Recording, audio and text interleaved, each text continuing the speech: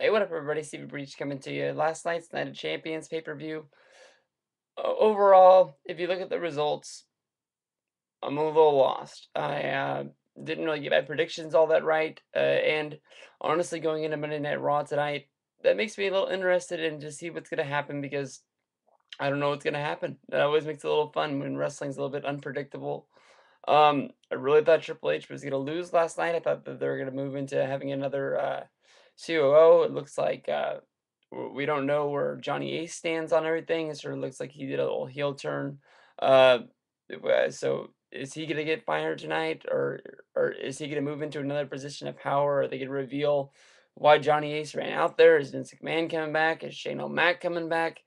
Uh, Millions of questions. I have no clue what's going on. And then we also have the big Swagger versus Ziggler feud, which is going to get heated up. Looks like more than likely with the finish of that match, we're going to move into a one-on-one feud, which will have Swagger a better chance of moving on. Maybe Swagger can actually turn face tonight. So lots and lots of stuff that came out of this. Really nice to see Mark Henry win his first title.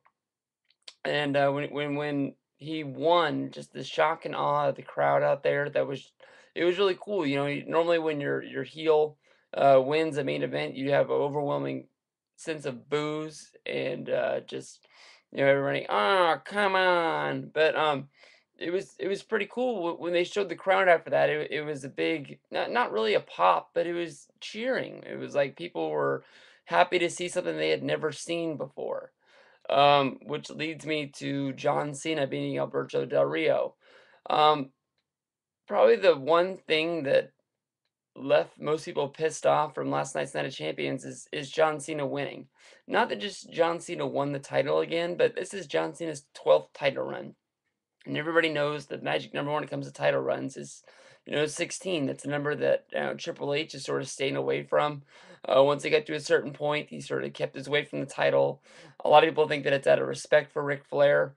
Um, I know the title gets thrown around right now like a hot potato. It gets tossed around, but still, when you get close to the magic number of Ric Flair, you have to sort of stay away. I mean, no knock on Cena. He might hold this title 75 times, and it's just the way the business runs, these days. But I don't know. Alberto Del Rio to me is something special, and they have pushed this guy since he's came into WWE. He's not really a rookie because of his time in Mexico, but he's always been pushed as something special. He's always been pushed to me as a way of like a early '90s Ric Flair when he came into WWE. That's how I've always looked at this guy.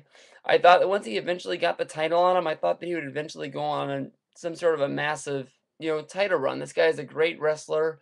He's way over. He's selling neck pendants like there's no tomorrow.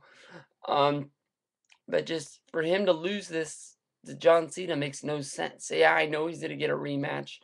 More than likely he'll fight Cena at the Hell in the Cell, and Lagana made a good point that maybe he'll fight Cena in Mexico and win the title down there, and that'll make it an even special, Monday Night Raw, and WWE will be over, more than over.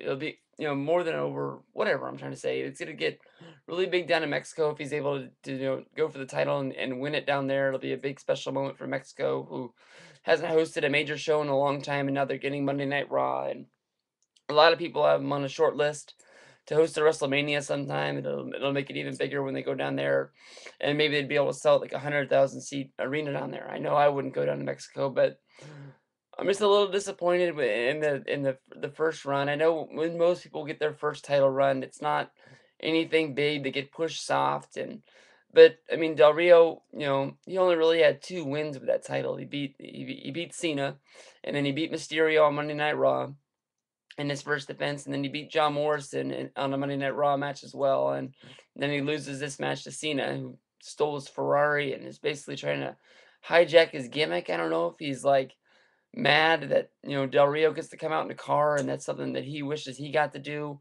but I don't know.